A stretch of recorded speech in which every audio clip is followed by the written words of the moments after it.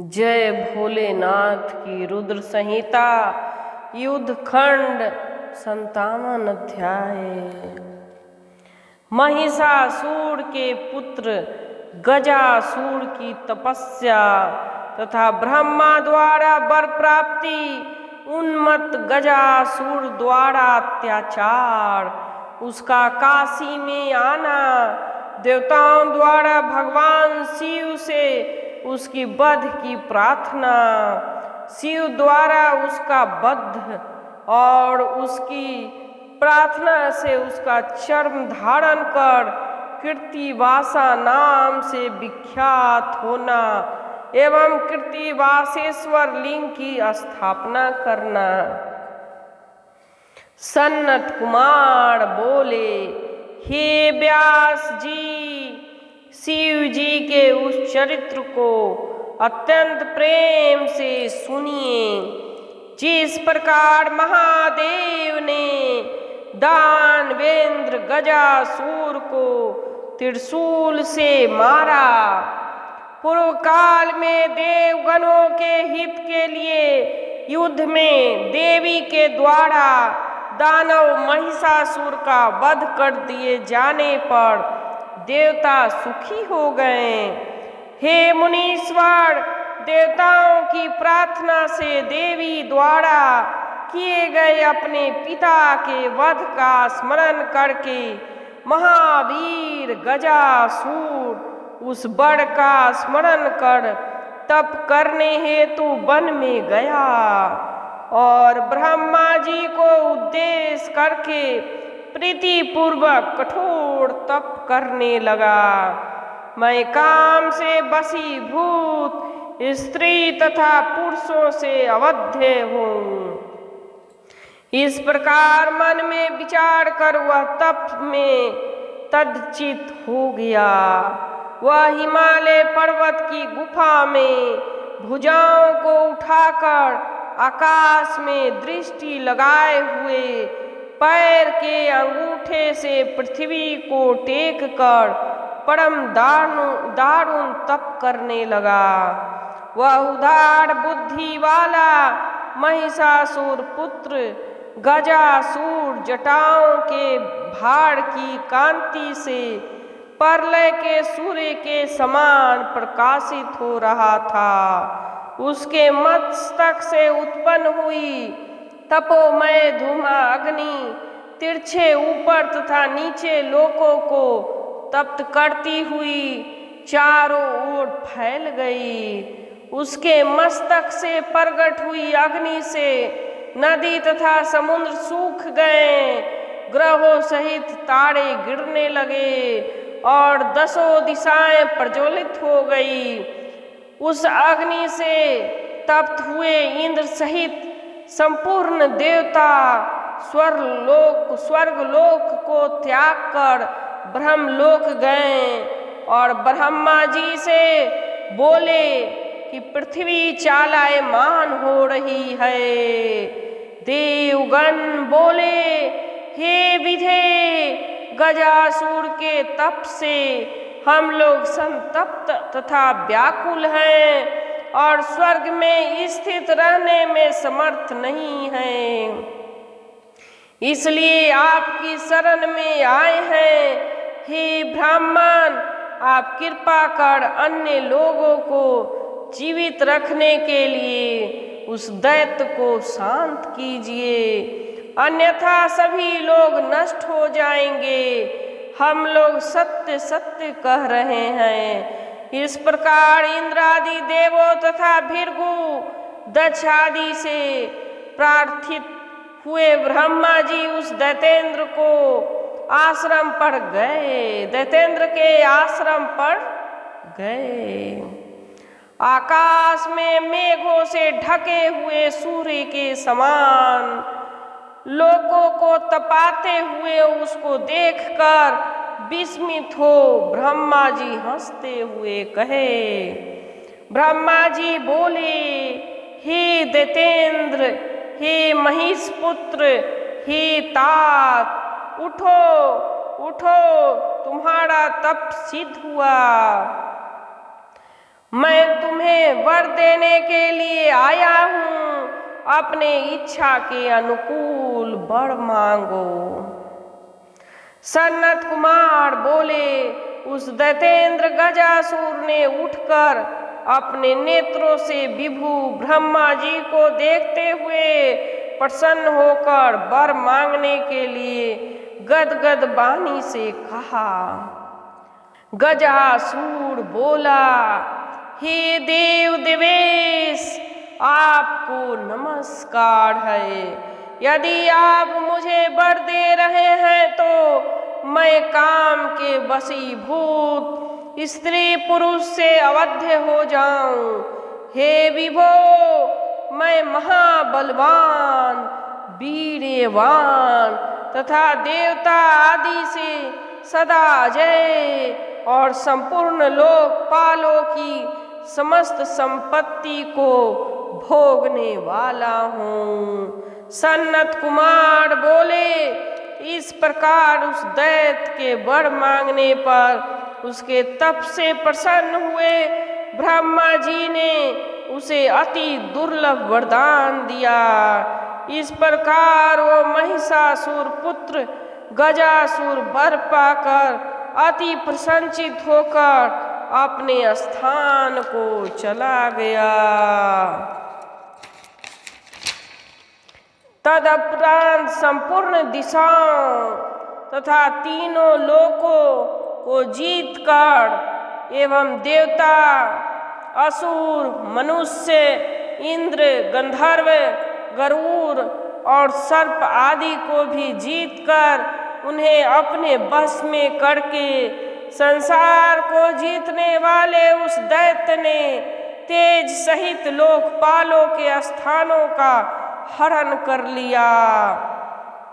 देवोदान की शोभा से युक्त साक्षात विश्वकर्मा द्वारा निर्मित किए गए स्वर्ग स्थित महेंद्र गृह में वह निवास करने लगा। महाबली, महामना तथा लोकों को जीतने वाला और कठोर शासन वाला वह दैत्य पीड़ित हुए देवताओं से अपने दोनों चरणों में प्रणाम कराते हुए महेंद्र के उस घर में विहार करने लगा। इस प्रकार जीती हुई दिशाओं का एकमात्र स्वामी अति जितेंद्रिय वह दैत्य प्रिय विषयों को लोलुपता से भोगता हुआ तृप्त न हुआ। इस प्रकार ऐश्वर्य में उन्मत्त, अहंकारी तथा शास्त्रों का उल्लंघन करने वाला उस दैत्य को बहुत समय बीत जाने पर पाप बुद्धि उदित हुई। देवगणों को पीड़ा देने वाला महिषासुर का वह पुत्र पृथ्वी पर श्रेष्ठ ब्राह्मणों तथा तपस्वियों को अत्यधिक क्लेश देने लगा। वह दुष्ट बुद्धि दैत्य पहले के बैर भाव का स्मरण करता हुआ देवताओं तथा सभी परमथों को और विशेषकर धर्मात्माओं को अति कष्ट देने लगा। हे तात, एक समय वह महाबली दैत्य गजासुर शिव जी के राजधानी काशी को गया। हे मुने, उस समय दैतेंद्र के आने पर आनंद वन में निवास करने वाले का रक्षा करो, रक्षा करो, इस प्रकार का महाशब्द होने लगा। जिस समय अपने वीर्य और मद से उन्मत्त हुआ महिषासुर का पुत्र सभी परमथों को पीड़ित करता हुआ नगरी में आया, उसी समय गजासुर से पराजित हुए इंद्रादि सभी देवता शिव जी के शरण में गए और आदर पूर्वक प्रणाम करके उनकी स्तुति करने लगे। उन्होंने काशी में उस दैत्य के आगमन तथा विशेषकर वहां रहने वाले शिव भक्तों का अति दुख भी निवेदन किया। देवगण बोले, हे देव देव, हे महादेव, आपकी नगरी में आया हुआ दैत्य गजासुर आपके भक्त जनों को कष्ट दे रहा है, अतः हे कृपा निधे आप उसका वध करें। वह भूमि पर जहाँ जहाँ चरण रखता है वहाँ उसके भार से अचल पृथ्वी भी चालायमान हो जाती है। उसकी जंघा के वेग से डालियों सहित वृक्ष गिरने लगते हैं। उसके भुजदंड के आघात से शिखरों सहित पर्वत चूर्ण हो जाते हैं। उसके मुकुट के संघर्ष से मेघ आकाश का त्याग करते हैं और उसके बालों के संपर्क से उत्पन्न हुए नीलेपन को अब तक भी नहीं छोड़ते। जिसके निश्वास भारों से ऊंची तरंगों वाले महासागर तथा नदियां भी जल जंतुओं के सहित बड़ा कलोल करती है। जिसके शरीर की ऊंचाई उसकी माया से 9 सहस्त्र योजन हो जाती है और मायावी उस दैत्य का विस्तार चौड़ाई का घेरा भी उतना ही हो जाता है। जिसके नेत्रों के पीलेपन और चंचलाय को बिजली आज भी नहीं धारण कर सकती, वही बड़े वेग से यहाँ आ गया है। वह असह्य दैत्य जिस जिस दिशा में जाता है काम से जीते हुए स्त्री पुरुष से मैं अवध्य हूँ, इस प्रकार वहाँ कहता है। काशी की रक्षा में तत्पर रहने वाले हे देवेश, इस प्रकार हम लोगों ने उस दैत्य की चेष्टा का आपसे निवेदन किया, आप भक्तों की रक्षा कीजिए। सन्नत कुमार बोले, देवताओं द्वारा इस प्रकार प्रार्थना किया जाने पर भक्तों के रक्षा में तत्पर वे शिव जी उसके वध की कामना से बड़ी शीघ्रता से वहां आए। त्रिशूल हाथ में धारण किए हुए उन भक्त वत्सल शिव जी को गरजते हुए आया देखकर गजासुर गरजने लगा।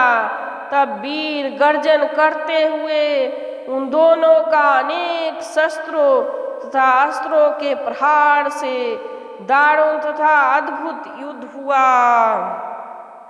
अति तेजस्वी तथा महाबली गजासुर ने दैत्यों का विनाश करने वाला शिव जी पर तीव्र बाणों से प्रहार किया।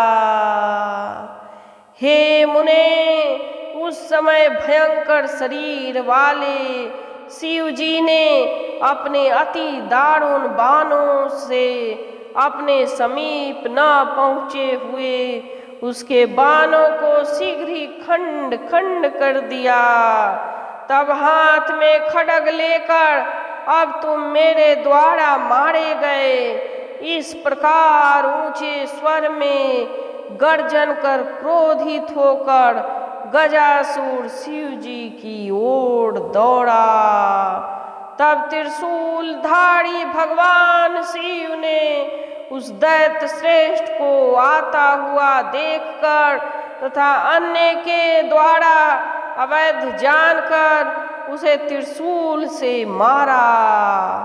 उस त्रिशूल से विद्ध हुआ वह गजासुर दैत्य अपने को शिव का छत्र रूप मानता हुआ शिव की स्तुति करने लगा।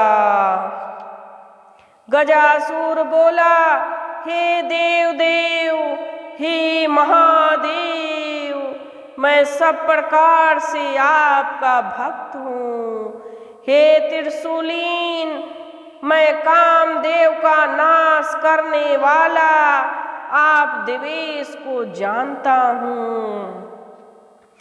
हे अंधकारे, हे महेशान, हे त्रिपुरांतक, हे सर्वज्ञ, आपके हाथ में मेरा वध परम कल्याणकारी हुआ।